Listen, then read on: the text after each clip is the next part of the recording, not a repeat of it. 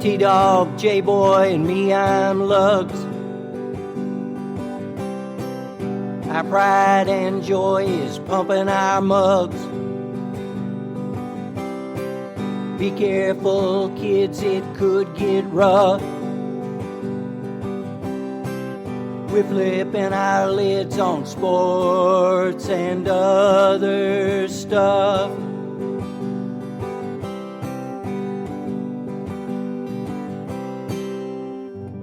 Welcome to Sport Weasel Central. I'm Lugs. I'm J-Boy. And I'm T-Dog. That's right. You can put that on a plate and serve it up hot. This is Sports and Other Stuff. On the docket on this podcast, the Chiefs make a splash. Steph Curry makes a splash.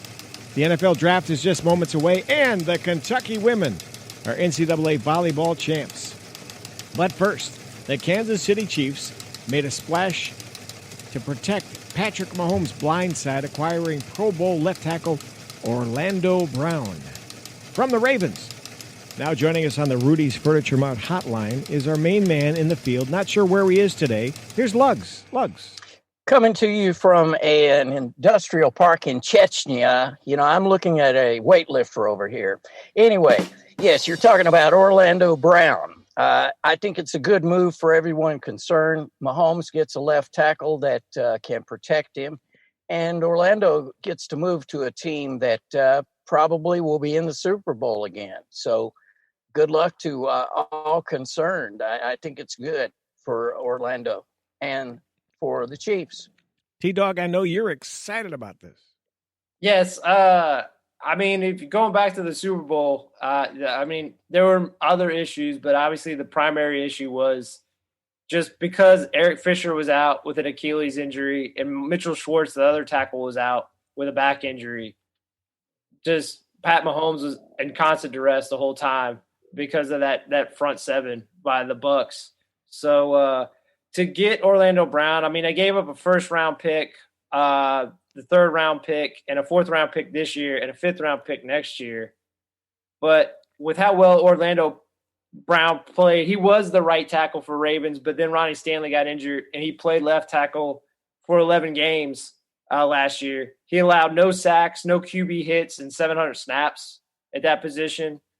So, you know, by Pro Football Focus, they said that. So, I mean, you look at what he will give them. I mean, he's still young, and they're like kind of like how Lug said, it benefits both sides because going back to Ronnie Stanley, Baltimore paid him so much money. They can't put all their money in Ronnie Stanley and Orlando Brown. They have to go young, cheap somewhere on one of the tackles. Speaking of two, they still have to sign Lamar Jackson to a long-term deal. So they only have so much money to move around. So they had to move on from him. Not that they dislike him at all, but they just couldn't put that much money in the assets. And they picked up, or possibly they'll pick up cheap. They'll probably wait till May the 3rd to pick up Villanueva, the Steelers left tackle, who's a free agent currently right now. They'll wait till the 3rd because Ravens are the best at the compensatory draft picks. If they wait till May 3rd to do the compensatory draft picks, it won't affect their draft picks the year after. So from a football standpoint, though, does this weaken the Ravens? I think it, like, definitely short term. I think it maybe does. Like Villanueva, like, again, obviously he's not signed with them yet, but like he'll help them short term. They'll sign. They'll draft. I mean, they have 2 first-round picks. They can possibly get tackle, or maybe they package them and move up. I mean, they have enough draft capital to do that and get young and cheap at that position. But they were in a position where they have Lamar's coming up. He was the MVP just 2 years ago, so he's not, you know, he's going to get paid a lot of money. This is what happens when you have a quarterback who has to all of a sudden get paid. You have to get cheaper in a lot of other spots. Cleveland, they just made the decision. They made Mayfield the man. So, but he's not that expensive for them. I think his was like what? I think $18 million per. Yeah, $18.86 million for 2022. So not this year, the upcoming year. Yeah. So Good for Mayfield. I've never been a particular fan of Mayfield. I think has leadership qualities. I just don't think he can sling the pill the way you need to do it now, and he certainly can't run the ball the way you need to do it as a quarterback. But he seems to be a stable force for them, and they've got some good pieces around him, Chubb and the receivers. So it's not a bad move. Yeah, I mean, this will be an interesting draft. I just want to say real quick on Baker Mayfield. Yeah. Because Luke brought it up. I think it'll be interesting for them down the road, just because he played so well in Stefanski's offense last year. He had 26 touchdowns, 18 interceptions. The year before, and I'm not completely put on him because their coaching staff was a train wreck. I think it's night and day in terms of the level of coaching talent. So I'm not going to – but Mayfield did throw 22 touchdowns, 21 interceptions the year before. Now, I'm not saying it's just that easy. But I'm like Lugs. I was never the biggest believer. It's not that I dislike Mayfield, but I think they have to, like, for 23, where they're going to have to either, franchise them or give them a long-term deal. It'll be interesting. So I guess to tie into what you're saying, do they draft someone this year, not in the first round, but maybe you take like the guy from Stanford, or maybe you take Kellen Mond, and like with the raw talent that Kellen Mond, and you wait like a year or two to see how he develops. It's like maybe he's your long-term. Ian Book, Coach of the Year, Kevin Stefanski. Yeah. Okay, so just a hypothetical off the subject, but not really. Yeah. How much money would Lamar, what will they pay him, do you think? Is he 30? Is he going to be a 30 guy? 30 mil a year when that comes due? Probably. I mean, how can they walk away from him without paying him seriously? He's not going to get Mahomes money, but, who is? It's kind of like what Luke's saying. I mean, this is his second year as a starter. I'm saying in his second right. year, he was MVP. Right. So he just finished his third year. Yeah, as a starter. Yeah, and again, I know it wasn't as ascendant as the year before was, but he still played relatively well. I mean, there was blips, but obviously with a lot of teams and players we talked about, COVID hit him and his team. So, like, I don't know how much to really put into how much that crystallizes with them. Obviously, they got to get better wide receiver. But, he's going to have to be. That's why it's interesting, again, tying back into this draft, Bucky Brooks, who works for the NFL, he pitched the idea, do they take maybe their picks and trade up and, like, try to get one of these young quarterbacks? Because if they don't envision his playing style being – like, he's obviously very good, but – he's not if they feel I'm not saying any of us feel this way, but I'm just saying if they don't feel he's a guy who's going to get a gold jacket, if they feel he's not a guy who's going to get you because again, remember, this is the same team that they won a championship, and it's weird to say that winning the Super Bowl hurt them long term, but winning the Super Bowl, they then gave big money to Joe Flacco, and that killed him. Absolutely. For like 4 years. Forever. I say you want a gold jacket, you go to a team with blue and gold colors like the Chargers. What do you guys say? Gold jacket. Hall of Fame. I don't think Baltimore is going to let go of Lamar. No matter what, the man can play some ball.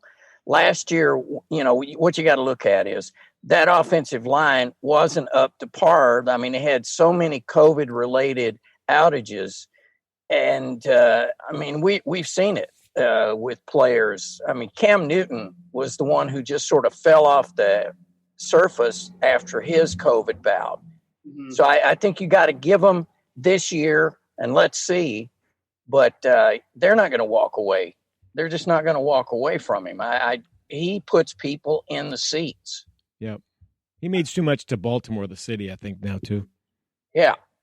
Yeah, I just think I think like you all kind of nailed it. He's too beloved. I think he's such an exciting player. And again, like I said, I know the excitement level maybe didn't hit the level it was 2 years ago, but still, like, you can go back and watch certain games and just be kind of like your breath's taken away. Like, I don't know how you can go from that to, again, I'm not hating on this guy, but like if they draft like Mac Jones, who's a talented guy, but like his playing style is so drastically different. And you can win with it, but like it just like you look at the flash of like how Lamar can play. The spin move, right? I still think he's evolving as a passer. Like I said, like the thing where I give him a pass a little bit is like you look at his receivers. I think Hollywood Brown has the potential to be very good, but still he's very young. And then the other guys are just solid. I mean, I don't know. So, I mean, they picked up Des Bryant last year, and he was like probably maybe their second best wide receiver. So that tells you a guy who was kind of out of the league for 2 years was getting some snaps. So, yeah. All right, let's talk about the NBA for just a minute. Del Curry's boy, Steph Curry, sets the record for most threes made in a calendar month, 85. We say salute to Steph. That's crazy. Oh, yeah. I mean, he's changed the game of basketball completely. I mean, from every level, I think, because kids now, dunk is not the thing. 3-pointers, that's what every kid wants to do, is to do that. And, he has done so much as far as scoring on a team that now, at one point, they were the team to beat, but they've been decimated. So he's sort of like an outlier for all the other. I mean, he didn't have people around him, say like James Harden, who held it before him. So hats off to him. And, he came from that tiny school, and you got to give it to him. Davidson, baby. Yeah, just kind of Lugs hit the main thing for me is like some historic notes that Steph Curry did just this month. April 12th, he passed Wilt Chamberlain to become the leading scorer for the Warriors. And then he became the first NBA player 33 or older to score more than 30 points in 11 straight games, breaking Kobe Bryant's. So to tie it back to what Lug said, I mean, kids can't emulate, be like, I'll grow up to be as big as Wilt. Like either you're born with that height or not. I'm going to cut to the basket with the explosion of Kobe Bryant. Like either you have it or not. Not to say anyone will be as transcendent at shooting the ball like Steph Curry is, but everyone can fundamentally get to a point where they become a better shooter if they just learn how to do it. So like, I think that's the thing that makes him so intriguing, so exciting. Is just like, no one's going to replicate what he did, because on top of it, he shot 47% from 3-point range for the month. Crazy. Yeah.